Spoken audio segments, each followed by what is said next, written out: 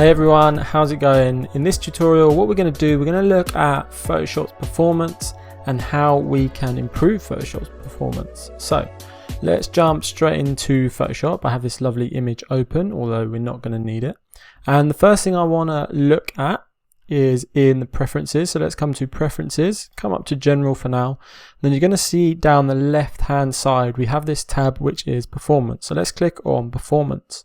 Now, one of the biggest things or settings that's going to have a big effect is the memory usage. So here we have the memory usage. Now we have the available RAM, so that's how much RAM we have installed. We have the ideal RAM range, and we've got let Photoshop use. Now we can click and drag on this slider. So let's just copy this. So my setting's 80%, so you can click and drag to change this. So I'm just going to keep mine at 80%. Now by default this is set to 70%. How you want to edit this is maybe increase it by 5% from 70 maybe to 75 and see how that affects performance, and not just performance of Photoshop, it's performance of your whole system. Remember, Mac and Windows both need power, both need RAM to actually run, so you don't want to set this too high, and it is dependent on how much RAM you have. Maybe you have 4 GB of RAM, so you want to set this lower, maybe 8 GB, 16 GB, 32 GB. You get my idea. So just adjust this however suits your needs and your system. I've got mine set to 80. So that is basically one of the biggies, memory usage, and have a little fiddle, have a little play, get the settings right for you. Okay, so next up we have the cache settings. Now we've got these cache levels over here on the right hand side, and you can see here we have optimized cache levels and tile size 4. Now what you set here is going to be dependent on how you use Photoshop. So for me, I use huge pixel dimensions. So if you click huge pixel dimensions, you're going to get these settings, which is, for example here, cache level of 6, default photos 4, web design and UI is 2. So I keep mine at 6, which changes the cache tile size. So down at the bottom here, you've kind of got a little description as well. So if you hover over these, you're going to get this little description, but I'm going to basically break that down for you and explain with the help of an official explanation from Adobe. So the official kind of settings or recommended settings from Adobe are: if you use relatively small files, roughly 1 megapixel or 1280 pixels by 1024 pixels, and many layers 50 or more, set your cache levels to 1 or 2.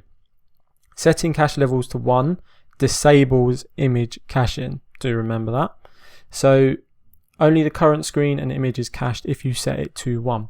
If you use files with larger pixel dimensions, say 50 megapixels or larger, set cache levels higher than 4.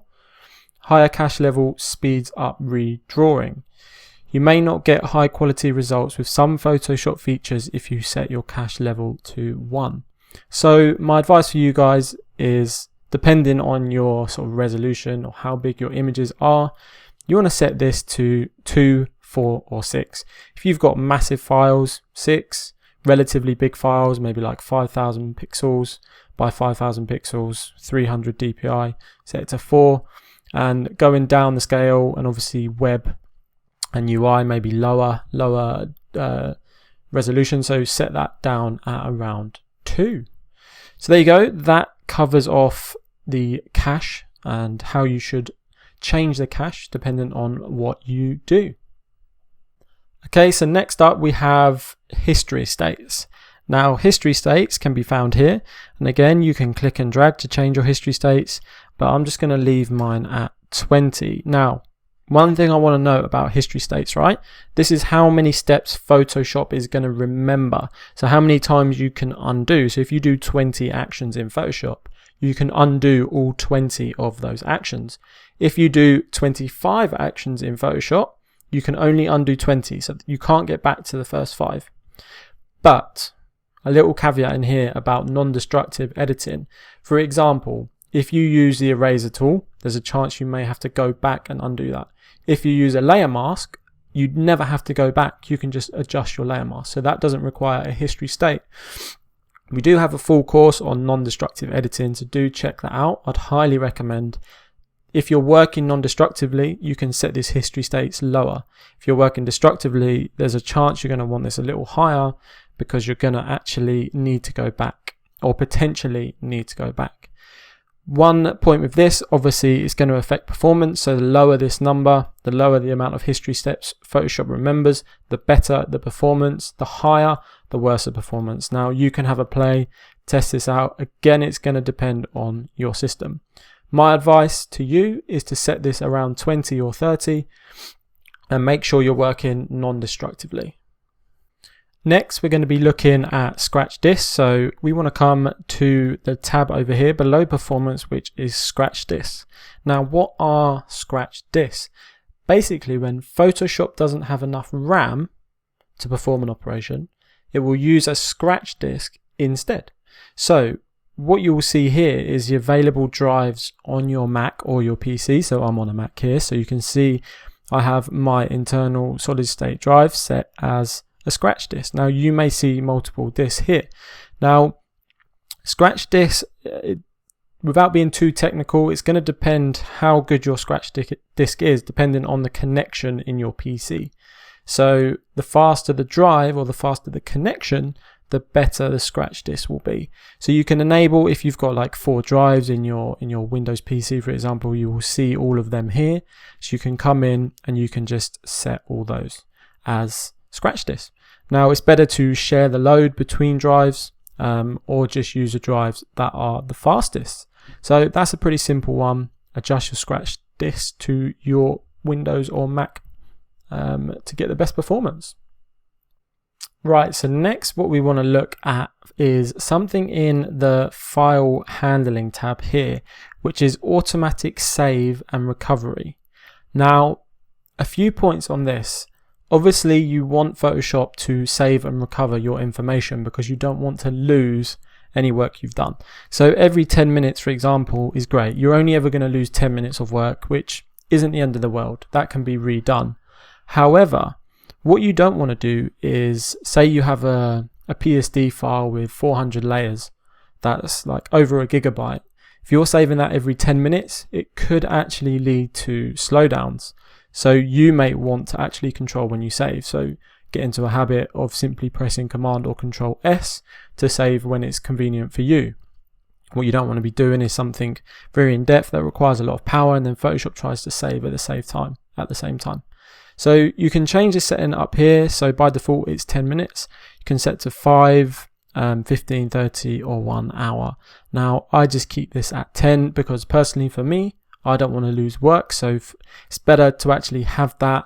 And if it does affect performance, I am happy with that personally, because it means that my work is always saved and can always be recovered. Now, depending on what you're doing, you can adjust this setting to best suit your needs. Next up, what we're going to do is we're going to come to performance again, and we're going to look at the graphic processor settings, which are up here. Now, depending on what graphics card you have is going to depend on how powerful, obviously, or how much help your graphics card can give Photoshop. Now, Photoshop uses the power of your graphics card to render various things, tilt shift, blurs, filter galleries. It helps in kind of redrawing and processing them quickly. Now, just a quick note, you should make sure that your drivers are up to date on your graphics card before sort of going into all these advanced settings. That's the basics. Now we can click in advanced settings here, or you can simply turn on use graphics processor. If that's off, you can turn it on, and then you have these advanced settings. So let's click on advanced settings, and what we have is the drawing mode. Now we've got 3 options: basic, normal, and advanced. Basic, essentially what this is, a short version, is how much power is going to be used from your GPU, your graphics processing unit, or your graphics card. So basic, this mode uses the least amount of graphics processor memory. Normal, this mode uses large amounts of graphics processor memory. And advanced, obviously, this mode uses graphics processor most intensively. So I have mine set to advanced because I want my graphics card to help Photoshop the most. So there you go. That's how you adjust your graphics card settings to help Photoshop, give it a little bit more power. Next up, I just want to show you how to declutter your brushes and your patterns. Now, depending on how many brushes you have installed or if you have additional patterns installed, this can help speed up Photoshop. So let's just click on the brush tool over here on the left. And then what we're going to do, we're going to come up to this drop down here. Just click the drop down and then this little settings cog, drop down again. And then we're just going to click on restore default brushes. Now a little note, this is going to remove any brushes that you have installed. Now maybe over time you've installed lots of brush presets, maybe 10, 20, 30, and maybe you only use 2 of them. So what I would do is I would restore to defaults, then reinstall the ones that you actually need. So you can just click restore default brushes. You're going to get this little pop-up, little warning, and just click OK, which is going to reset the brushes. Now we can do the exact same thing with patterns. So I'm just going to click and hold on the clone stamp tool and click on pattern stamp tool. And I come to this drop down up here, the pattern drop down. Again, click this settings cog and restore default patterns. Again, you're going to get the little warning, select OK, which is going to reset your patterns to default. So there you go, nice and quick with that one. A simple way to declutter and give Photoshop a little bit extra speed.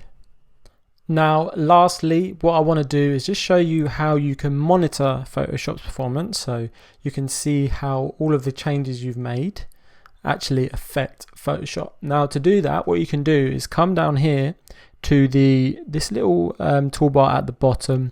Just want to click this little arrow on the right. This is actually very helpful. You can change this to various options so you can see them quickly. Now we want to select efficiency. Now if this drops below 100, what that means is Photoshop's going to be using the scratch disk. So you might want to actually change your settings, try and keep this around 100% efficiency. Obviously, if it's a very heavy task you're performing, then this may drop and that's okay. But just monitor it. Obviously, if it keeps dropping super low, you may need to change the settings. And actually, in the best case scenario, you may actually need to add more RAM to your Windows or Mac, Windows PC or your Mac. So yeah, if this drops below 100, you're using all your allocated RAM. So it's it's time to kind of start having a look and maybe change a few things with your system or your settings.